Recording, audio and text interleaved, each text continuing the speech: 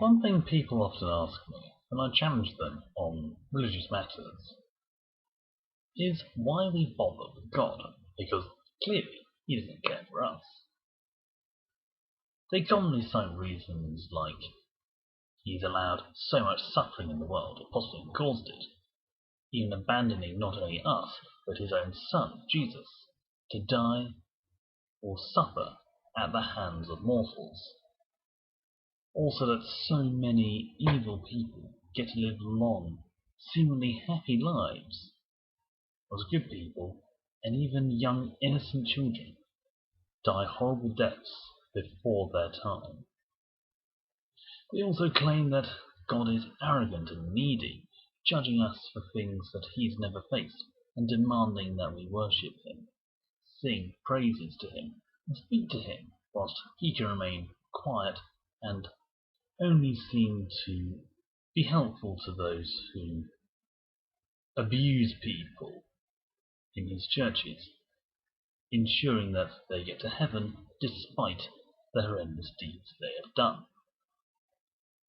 Granted, this is a broad take on a nuanced area of arguments and debates that have raged across the internet and gets used for material by many comedians. To say that some of this is born out of ignorance is not only old hat, it's going to get shouted down by naysayers and denouncers alike. So, I'm going to take a bit more nuanced approach. I can't answer everything. I haven't got the knowledge for that. What I will do is address what I can from this video. I'm going to mention those areas where I can, so there's a response level at those people. And hopefully, in fact, I'm pretty confident in this, I can show them not only how God cares for us, but give them a reason why we should bother with God and for Jesus. Let's start with the first thing they often point out, that so many evil deeds are done, often in God's name. I fully expect that people will not accept the reason that humans aren't perfect and we're bound to screw up at some point, especially as some people who are committing the atrocities are supposedly following God's direct commandments. And by that I mean literally God speaks to them.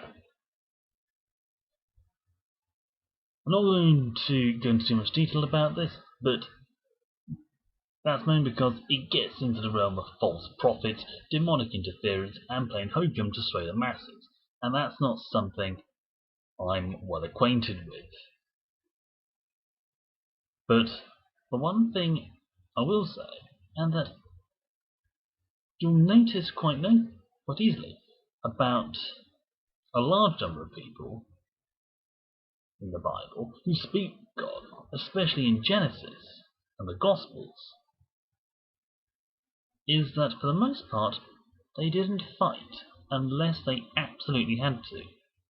Abraham had a small fighting force capable of beating armies, who could raise cities, and yet he did not raise the cities of the plains. No, a quick fight with some people so he could save his nephew Lot. Jacob, he fled from his brother Esau whilst he was being pursued, and granted Cain did kill Abel, but he was directly rebuked by God afterwards and directly punished. So, whilst not necessarily what we see in today's world, it is certainly worthwhile remembering God is not entirely a bastard. Using the justification of God performing great feats of destruction, for often seemingly inconsequential reasons, like the flood and the raising of Sodom and Gomorrah, are worthwhile mentioning, but only really apply when we see the consequences of not doing it. This goes into the realm of what I like to say puts God in a box, and really plays down the understanding of omniscient God. So, to put it another way, let's consider it like understanding how COVID-19 spreads. If many of us might actually think that closing the borders and triggering lockdown early would be an extreme measure, and certainly very restrictive, and we want more freedom. However, we have the advantage of being able to see how different countries use different measures and how they fared. And you can easily see we did not fare very well compared to countries like New Zealand or Germany. They just got on with stuff, closed the borders, and they were fine. Whereas we messed around a fair bit, and as a result, we have had a ridiculously high number of casualties under COVID. In short, being able to see what could have happened makes it easy to judge. We know we've done terribly, we know New Zealand had done pretty well.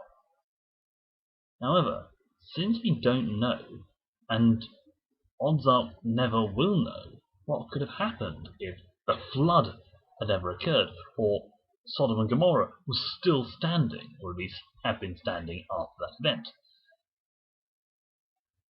we are in no real position to judge God for his actions. You may well argue that taking the lives of millions of people, or even thousands in the case of Sodom and Gomorrah, isn't the same as being locked indoors to keep people safe. But strictly speaking, with lockdown, what we're trying to do? We're trying to wipe out a virus to ensure our survival. A virus is technically a form of life, so aren't we committing genocide? I could use the argument or the analogy of a dog with fleas, but I know I'm going to get some backlash of that, so I'll pass on that. But I can still see people find this concept hard to grasp. That's understandable. It is quite a whopper. My mind was blown constantly during the video where I explained it. I'll try to link it below. But that shows there's way too much for us to comprehend. One thing that was raised a while ago in an interview was that God was clearly evil because he made not only bone cancer in children, but also insects that burrowed into the eyes of the children and made them blind. This is an interesting position, in particular for me, because it was said by Stephen Fry, one of the greatest minds in show business, an outspoken atheist in his own right, and someone I greatly respect, regardless of his views or his sexuality. I'm not looking to refute his arguments, since they are well founded and, in some cases, true. What I will say, though, is that we're looking at one of God's aspects that few people fully understand. The aspect of the Father. I often say the best fathers aren't the ones who make babies. They are the ones who make adults. It's not a parent's job to only defend his children to the hilt, do everything for them, and make life easy. No. They need to be nurtured. They need to be helped in order to grow and learn. But more importantly, they need to learn to make their own mistakes. People have been complaining about not having their freedom to do stuff. This just shows that we value our independence greatly, and our ability to do what we want. This independence is a great gift. It often means we have to face some hard things, however, and make some hard choices.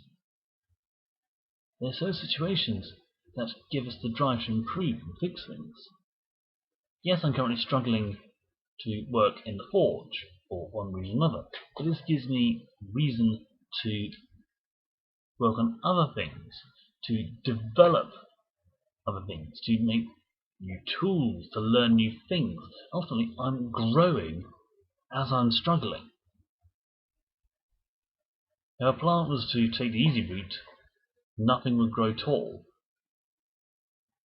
If we were to take the easy route, we would never reach the top of the hill. Yes, bone cancer is horrible for anyone to have, especially for children.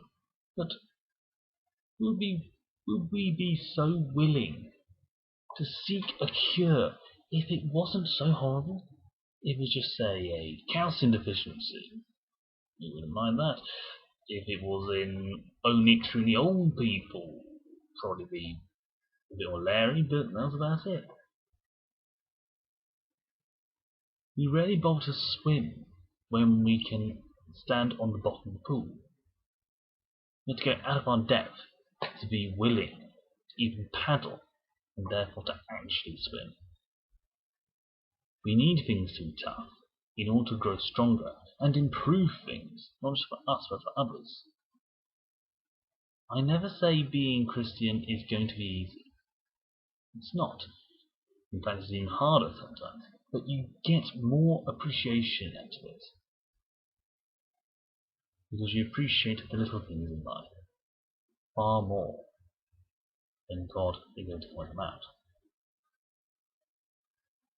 A friend of mine, who clearly wasn't religiously inclined at all, once brought up the suggestion that God was rather needy, actually ordering people to worship him. Jesus was somewhat the same in this respect, though he tended to demonstrate why in person with his miracles.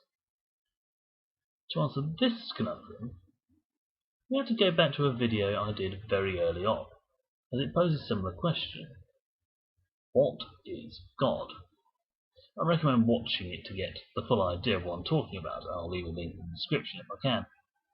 But in general, God is goodness personified. He is the standard of goodness that we are to aim for. Every commandment he gives us is designed to improve the lot of mankind. He tells us to avoid killing, stealing, and getting jealous at people's possessions. Even some of the commandments that have harsher punishments are to ensure we don't get caught up in habits that will slowly kill us. Since a large part of worship is celebrating that mindset of goodwill to all and loving others, God asking to be worshipped isn't necessarily a bad thing, and can only be considered needy if the worship is, by its very nature, harmful towards others.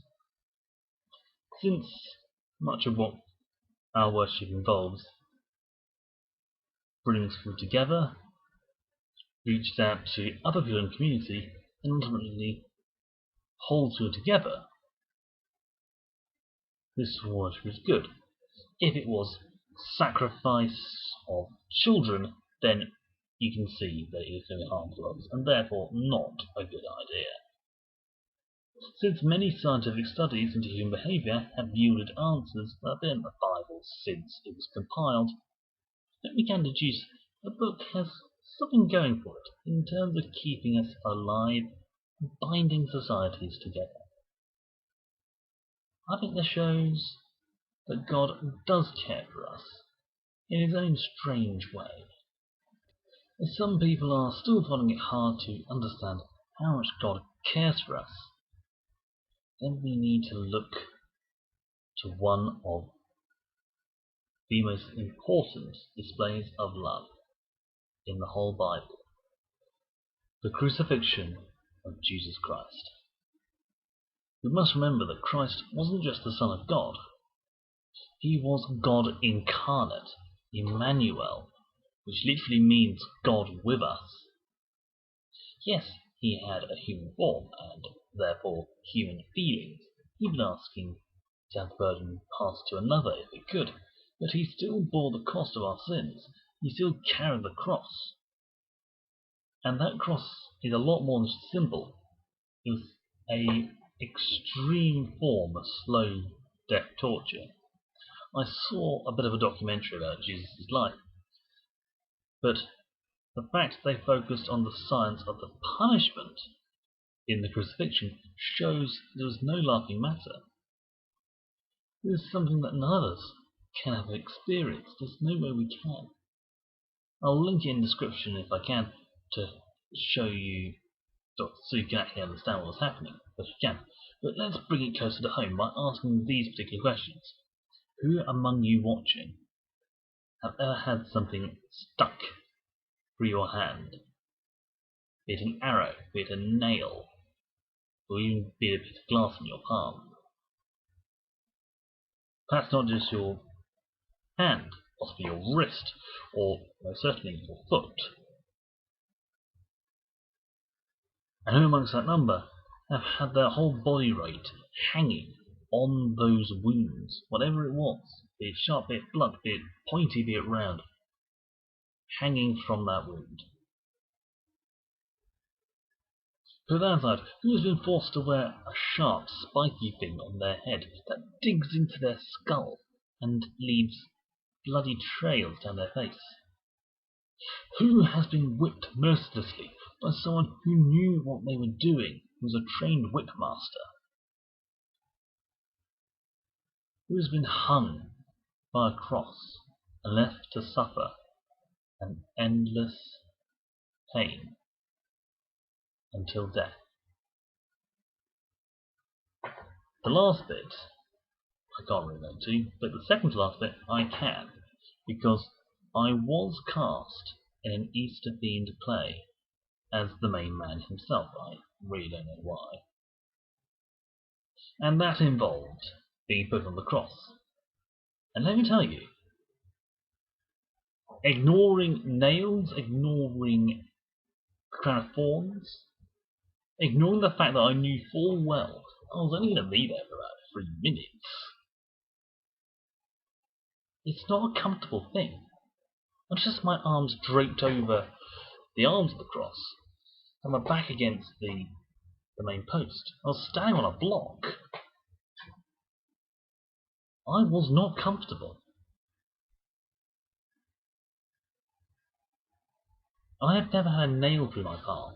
I've never had nails through my feet. I've never had a crown of thorns jammed onto my head. I've never been whipped for a wallop to myself with my own bullwhip. And yet I felt rather uncomfortable on that cross.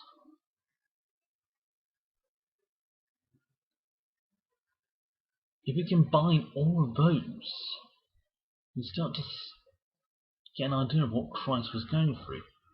And bear in mind, that is just physical pain. Remember, he had also been abused and shunned by many of the people he was sent to help. He was betrayed by one of his own, and the weight of our sins were resting upon him.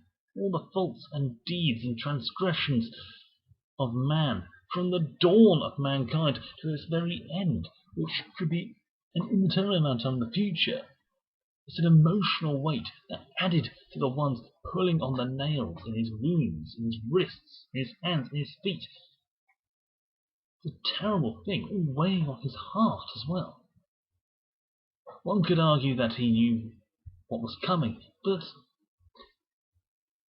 I've been through multiple breakups and heartaches, and I knew full well when some of them were coming, but did it make it any easier to bear? No. Just because you know something's coming doesn't make it any easier. If that isn't enough information to convince you to accept God in the world and to remember Jesus' sacrifice for us, let's put it this way. Every year, for over 100 years, but around this time of year, we have spent a minute, just 1 minute, remembering the countless brave soldiers that fought and died in the trenches of World War I, and later on the battlefield of the Second World War. These are people who have done their countries proud and gave their lives to keep us safe at home. We make it a point to remember them, even citing the old verse, "Least we forget." And yet we seem determined to forget this one person who gave his life for the people who rejected him and didn't want to be saved by him. You may say that shell shock, that being shot, is terrible, far worse than Jesus felt. These people knew they were going to fight a war, and people back home certainly felt horrified. They didn't want them to go, but ultimately they knew they were being saved by them. They knew the sacrifices they were making, but not to the same extent. But it was still a thing. And yet, we still forget Jesus. Easter has become a day not of celebration, not of joyous resurrection, but of chocolate and sweets, which is a pale reminder of what it should be. How long is it until we have people going around offering us sugar poppies, possibly some with traces of actual poppy seed in them, with all the effects that will have, on Remembrance Sunday, and thinking, yes, that is what it's all about. That's what this day is for. How can we stand before a memorial with names of people we can never hope to know, and say we must remember them, and yet turn our backs on someone who did just as much, if not more, than all of those brave souls who, by his grace, had the chance to enter heaven? Jesus wants relationship with us. These people died to save us, to keep us safe from invasion. Yet Jesus is there and wants us to know him. He did this for us. We are an ungrateful people indeed if we ignore any one of them and still claim that we should remember them, lest we forget. Yes, Jesus rose again, but not all those that fought in the wars died for him. Yet we still revere them. Veterans who can no longer walk, some of them. Remember those terrible times. What will we do? We rarely appreciate what we have whilst we still have them, as it is. Only being aware of something when it's no longer there. That's a poor substitute to the real thing, and we can't always have it back. It's a painful truth. So those of you who look on people praying and wonder what the point is, you can either ask the one leading the service, or you can ask the same question of those who salute memorials of men who they knew and lost in the war. Christ came as a great gift that hardly any of us can understand, and few enough of us deserve. God watches over us and is a shining example of what we should be when we walk in this world. And at the end of the day, we really do have a lot to thank him for.